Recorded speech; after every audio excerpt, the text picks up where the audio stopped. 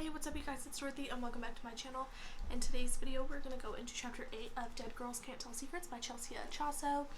I do know that I have a ridiculously huge pimple on my chin, and I do know that my baby is in the crib again, and I can't stop her if she starts to cry, but I can stop the video and go take care of her and then come back, so that might be what we end up doing. But anyways, we're going to go into chapter 8 today of Dead Girls Can't Tell Secrets, so let's get right into this video.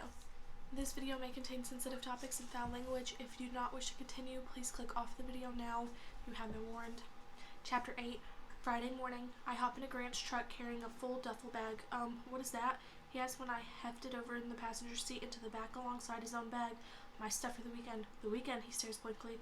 The backpacking trip, I say, like it's obvious as I lean over to kiss him. You're not going on the backpacking trip. His voice is muffled against my lips. I change my mind. I shrug and mess up his curls with my fingers. He's wearing my favorite shirt of his, a teal button-down we picked out at the mall together. Thought it might be more fun than hanging around at home while you're out fighting bears. I press closer and whisper in his ear, "Don't you want me to come?" Grant's eyes fall shut and he nods, smiling faintly. This might be the best idea you've ever had.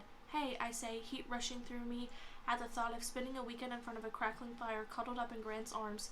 It's quickly followed by a memory of the two of us, the first night, the one we had to stay hidden from everyone, the one where the idea of wrong slide into recesses of our minds, replaced by the feelings of his hands in my hair and my mouth covering his, the night that was danger and excitement and falling faster and further than I'd ever fallen. I slap him on the shoulder. I am full of good ideas. Then I pull down the mirror and begin to apply Rose Are Pink. You are, he agrees, turning the key in the ignition.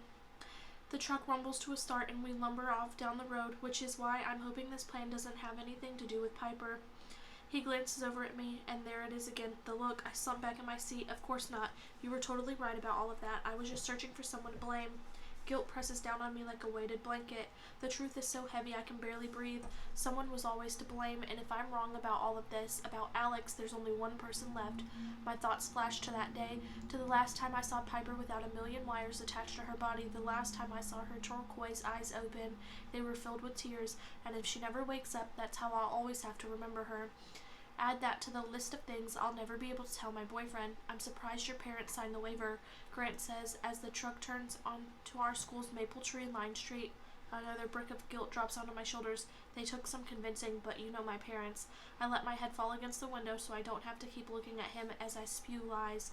Just happy to see me getting involved in something that's not a contact sport. Could be good for you, Grant offers. That's what I told them. The truth is, I debated getting the signature for 2 days. Last night, I had the perfect opportunity when my parents came home from the hospital for a few hours to eat and shower. But dinner was so quiet, I tried to warm them up with my anecdote about dropping by the journalism room and how everyone missed Piper. I may have slightly embellished the experience, but Mom just looked up at me in the vacant way she's always doing everything lately and mumbled, "That's nice, honey." Then she went back to picking at her rice. They never would have agreed to sign that waiver. They think I'm supposed to be like them, putting my life completely on hold while Piper is in the hospital. But it's been a month. I can either shrivel up and stop living like Mom and Dad, or I can prove to them that they were right this whole time. Piper didn't try to kill herself. I can do that for my parents, but it seems I have no device. I have to deceive them and everyone else in this club. That's why I forged Mom's signature on Mr. Davis's waiver. All my parents have to do is exactly what they've been doing, spending their weekends at the hospital and forgetting I exist. I'll text Mom and say I'm staying at Jessica's house all weekend. Simple.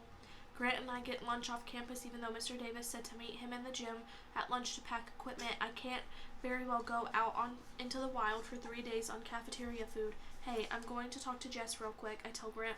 When we get back to school, he's carrying both of our duffel bags like the prince he is. Alright, I'll go ahead and start stuffing our packs. You gonna use Piper's? I blink. I hadn't thought about the fact that we are now one hiking backpack short. Yeah, sure. I can't admit I snooped through the equipment locker and discovered that someone had stolen Piper's incriminating pack. Hopefully Mr. Davis has an extra. I found Jessica in the parking lot, which is flooded with upperclassmen returning from lunch at one of the 3 fast food places along the nearby strip. Hey, I call out, waving to her. She smiles, says something to Taryn Locke, who's propped against the hood of her Mercedes, and strides over. I feel like I never see you anymore, she coos, making a pouty face. Yeah, I know. I'm sorry, it's just I've really been hunkering down trying to get good grades so I can get into MLC. Jessica makes a face. Did you just say hunkering? She laughs, and then I laugh because I did indeed say the word. Not sure where that came from. Sounds like Piper. She says through a giggle, then she stops. Sorry, I didn't. It's fine. Piper would totally say hunkering. I smile, bite my lip. Hey, Jess, if my parents happen to call you, which they won't, but if they do, can you cover for me? I told them I'd be at your place all weekend. Jessica's eyes widen. Are you? No, I say before she can get any ideas. I'm just going on this club trip, one of Piper's things, sort of in her honor, but yes, Grant will be there too. I knew it. She grins correspondently. Of course I'll cover for you. It's not like you've never done it for me. Thanks. I squeeze her hand. You're the best. The bell buzzes to signal the end of lunch just as I take off around the building to the side gym door, pretty positive I'm going to get an earful from Mr. Davis for showing up last minute. Inside, the bleachers are folded up against the walls, and it smells like sweat and whatever food some of the club members are still finishing up. Unsurprisingly, Lumberjack Sam and his humming girlfriend Abby have their twin backpacks zipped and ready to go. Alexandra and Tyler are still working on theirs, and Grant seems to have ours under control. Scratch that. He seems to have his pack under control. My duffel is still lying on the ground beside him, untouched. I hurry through the scattered equipment toward him. Where's my stuff? Oh, Grant mumbles without looking up. Mr. Davis is looking for your pack. He must have left one behind in the locker. Great. I cross my arms, looking for a way to help him, but I have no idea what any of these supplies are. Should I, fill these water bottles? I got it, Grant says, working his clothes into tight rolls. Did you bring a sleeping bag? I wince. Grant's eyes flick up to me and he smiles, shakes his head. There should be extra with the gear. I make my way to where Noah and JC are digging through equipment in the large storage container. I hover behind them, trying to spot a sleeping bag. Why do we need this stuff again, he asks. Pretty sure the thick jacket and snacks will do the trick for a camp out. It's not a camp out, JC kneels, withdrawing some sort of metal contraption and adding it to the pile behind her. Didn't you learn anything on the last 3 trips? Just behave and I'll give you some sour gummies.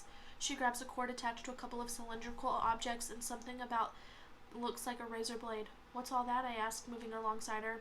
She glances over at me like I'm a fly, and she can't fathom how I learned to speak.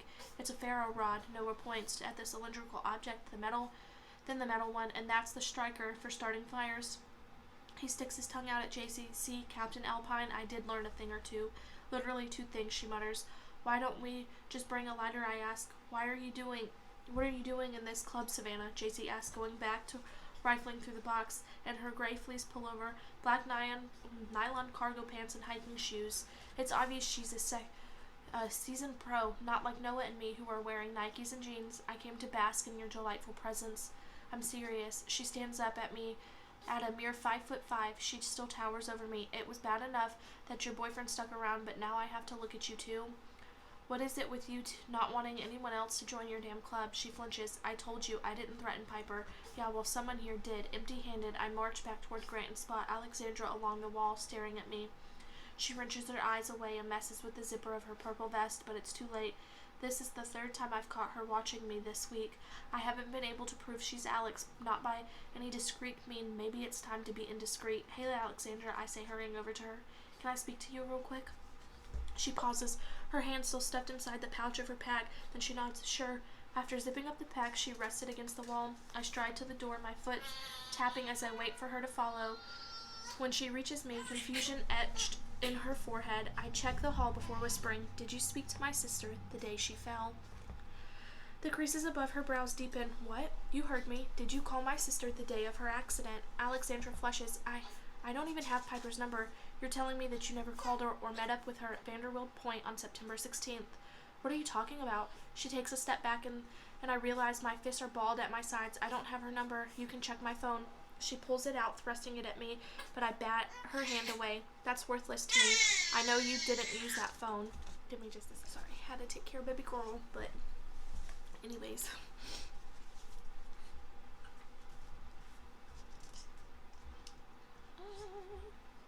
Where was I?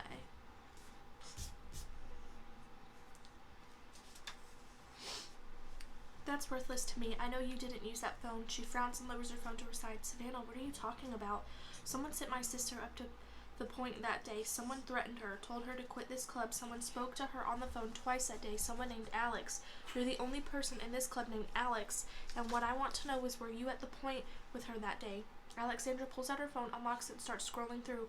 I told you already that the thing That thing is, she holds it out in front of me. Just look at it. I do. The calendar app is open. September 16th on the screen. Ben's game is listed from 2 p.m. to 9 p.m. What's Ben's game? Ben's my brother. He plays baseball for Liberty U. Alexandra brushes a dark curl out of her eye. My mom picked me up from school early so I could make it there in time. I was with my parents the entire afternoon and evening.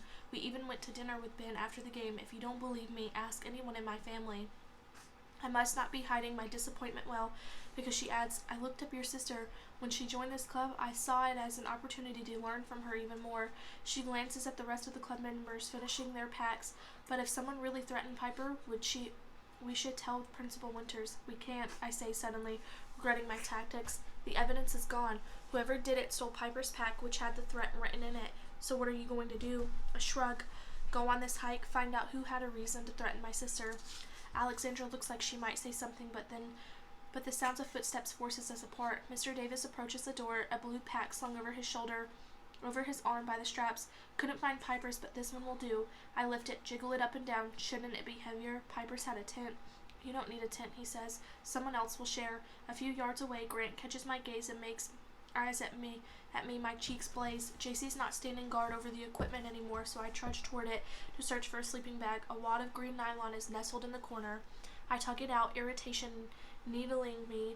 It's not neatly tucked inside its carrying sack. Slumping to the ground, I stare down at the fabric like the formidable opponent it is. Need any help? I glance up to see Tyler clothed in black again, chains hanging from his pockets. The black boots he's wearing are a slightly more hiking-friendly version of the ones from the other day. Not unless you possess whatever magical powers it takes to make this thing fit in here. I motion to the wrinkled sleeping bag sprawled over me. As it happens, I do. He picks up an edge of a crinkly fabric and plops down beside me. Thanks. No problem. As he works on my sleeping bag, I try to make small talk. Good thing you brought chains, I offer. You know, like in case we need to secure a mountain lion or something. Tyler looks up at me, amusement flickering in his dark eyes. I keep them on hand just for such an emergency. He finishes the knot on my perfectly bundled sleeping bag. I get up and reach for it, but he waves me off and stands. Where's your pack? Here. I lead him to it while he attaches the sleeping bag to the bottom. I stoop to unzip my duffel so I can transfer everything. I tug out a makeup bag, a tube of toothpaste, and a travel bottle of berry-scented lotion. Yeah, you can't bring all of that, he says, returning my pack. I quirk my brows at him. Bears love that stuff. Might as well be groceries. I consider this for the briefest moment. It's worth the risk. He scratches his jawline. You're not afraid of bears? Of course not. We have chains, remember? He laughs, but it falters a moment later as his gaze travels to something behind me. Everything good? Grant asks, wrapping an arm around my waist. Tyler was trying to convince me that none of you people were planning to brush your teeth. I didn't believe him. Grant smiles. There's a weariness in his expression as he glances from Tyler to me. It's called roughing it, Savannah. He rolls his eyes, pointing at some bags with cinch cords. Anything you can't possibly leave behind goes in one of those. Across the gym, Mr. Davis paces in circles around a mound of equipment, making marks on a pad of paper. Savannah, I need your permission slip, he calls out. Oh, sure. I dig through my duffel, whip out the forged document and bring it to him.